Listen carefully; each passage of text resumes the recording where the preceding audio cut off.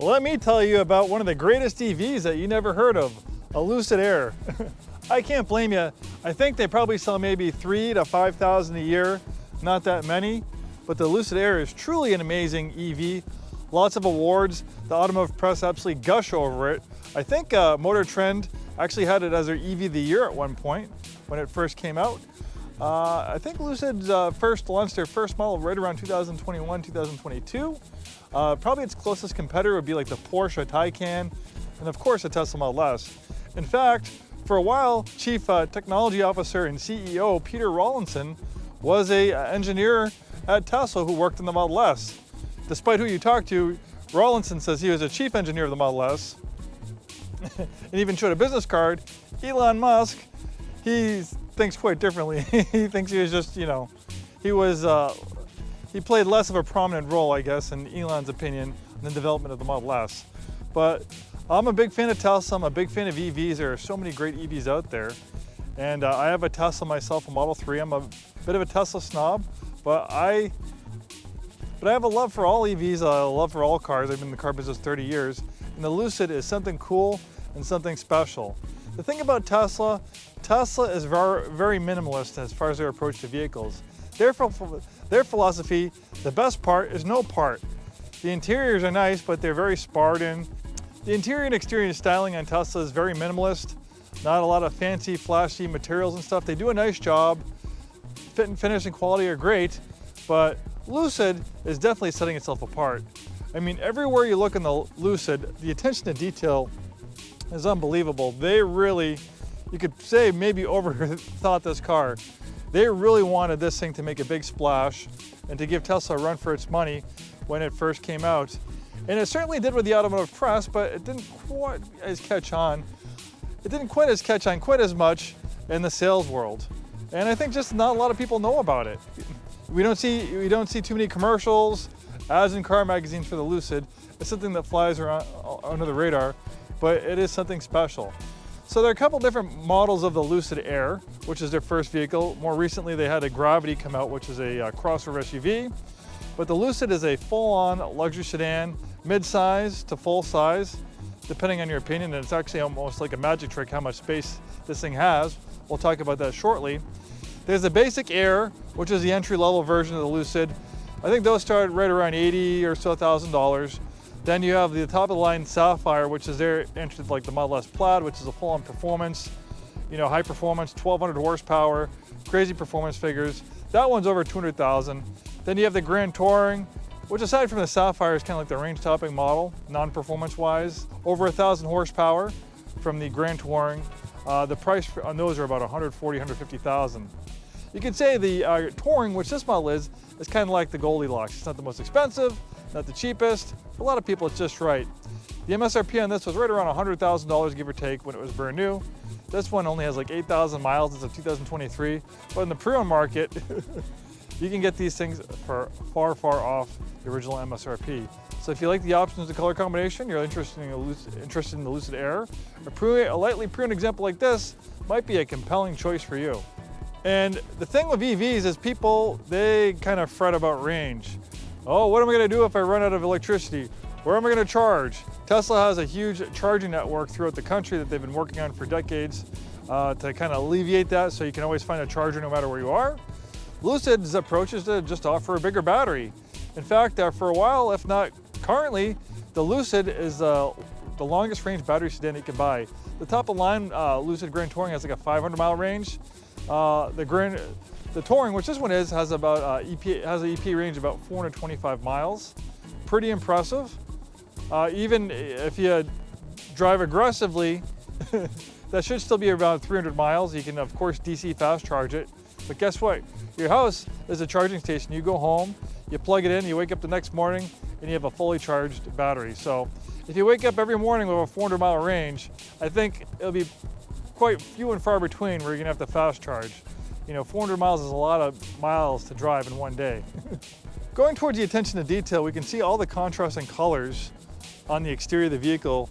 We can see we have this cool silver portion on the roof. We have Air Touring logos kind of speckled all around.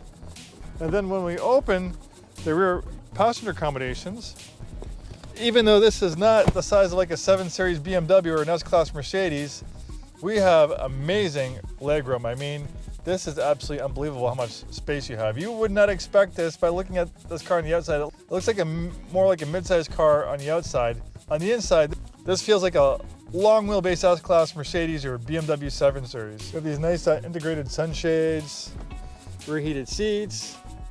We have an extended rear sunshade, big glass roof panel, lots of natural light inside, center console, cargo pass-through to the trunk.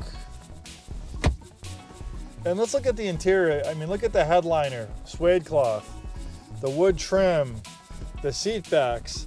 All the little details are definitely a little bit extra than what you get with a Tesla Model S. I was actually just in the Model S Plaid not too long ago doing a walk-around video, and I can tell you, as much as I love the Plaid, in a lot of ways, if I came down the push comes to shove, honestly, I'd probably take the Plaid over this for other reasons.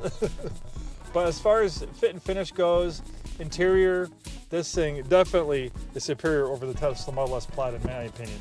More contrasting colors and materials, wood, stitched leather. And look at this, the front seats are actually a different color than the rear seats. I don't think I've ever seen this before in a vehicle. Kind of seems odd in theory, but it actually works. I like the styling. The seats are very comfortable, beautiful contrast stitching. Look how big this windshield is. You have amazing visibility. This kind of reminds me of the windshield on a Model X.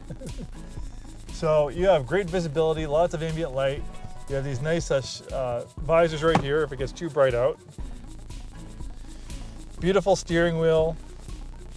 You have these nice controls integrated. I mean, this is a car that I think was almost overthought. I think they probably spent way too much time just fussing over every little detail of this thing than maybe bringing it to production, which probably is not so great on the bottom line for Lucid, but for a customer. But for the person who owns the vehicle, they have something that was, in my opinion, definitely over-engineered. Touch screens galore. We have different drive modes, smooth, swift, sprint.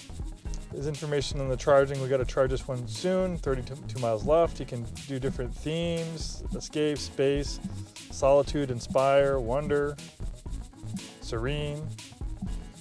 You can adjust the seats here, lots of adjustability, obviously. Here we could open the trunk and the frunk. Those are pretty cool too. That's a whole different thing that we're going to get to shortly. Multiple screens for the infotainment system. 8,751 miles. Heated and ventilated front seats. It's like I'm using like an iPad, and it works really quick. There's no delay switching from screens. It's lightning quick. It feels like it's an iPad. Very well engineered, very well thought out. We can see with the frunk has a clamshell design on it to maximize space and the size. It's rather pretty large, almost like the cargo area, rear cargo area of like a sports car. And this is just extra space. The rear cargo area is even bigger. If we go toward the rear, talking about a clamshell design, I don't know even if you call this a clamshell, like practically an eighth of the car, folds up towards the rear. I mean, that's a lot of portion of the vehicle to move. It's like, how but this allows for a gigantic opening to the trunk, pretty big, making it really easy to fit stuff in and fit stuff out. A lot of times, the opening of the trunk is pretty small, where the inside of the trunk's larger. Where here, the opening is actually the size of the trunk. So carrying groceries, those Costco trips, you have a surprising amount of space and easy access with this novel idea. And on top of that, we have a sub-trunk under here. Since there's no gas tank or exhaust system, that frees up even more interior space. Pretty cool vehicle. Pretty amazing performance. This makes, I think, if I remember correctly, right around 600 horsepower. 0 to 60 is right around 3 seconds. This thing is quite an amazing performer. Full-on luxury, full-on electric luxury, beautiful styling, and you'll set yourself apart. You can't throw a rock these days in a parking lot without hitting a Tesla. They're really not as exclusive as they used to be. Obviously, the Model S probably a little bit more so versus the 3 and Y. But if you want an EV and you want to kind of stand out from the crowd, you drive this thing, you might get annoyed. People are gonna ask you a lot of questions. What is that thing? I've never seen that before. And it's a real conversation piece. If you're a car enthusiast, like to go to Cars and Coffee and stuff like that, you wanna you have friends that own Teslas and you wanna thumb your nose at them, well, this might be a vehicle for you. This thing is cool and very exclusive, and on the pre-owned market, a fantastic price point. And you know, they only make 3,000 or 4,000 or 5,000 a year, so people might wonder, is Lucid gonna make it? Are they gonna hang around for a while? How can they keep on going, you know, making such few cars of the billions and billions of dollars that are invested in this company and the money they're losing? Yeah, Lucid is losing money, but they're coming out with new products. But guess what? They have a very, very, very big backer with very, very big pockets in the name of the Saudi Wealth Fund. Saudi Arabia, they're looking towards the future, and they want to diversify themselves away from oil as much as they can. So what better way to do that is electric vehicles. So with the big Saudi backers, I don't think Lucid's gonna go away anytime soon. They'll keep on rolling out projects.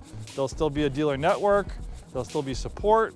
And on the pre-owned market, unfortunately, since these aren't as well known, you know, they have pretty big depreciation. So not so great for the people who bought them new, but for someone who's considering buying a pre-owned one, I think these are probably one of the best pre-owned bargains on the market right now that's no one ever heard of. I'm Joe from Scarff Ford. Thanks for joining me in this walk around video, this really cool exclusive Lucid Gravity.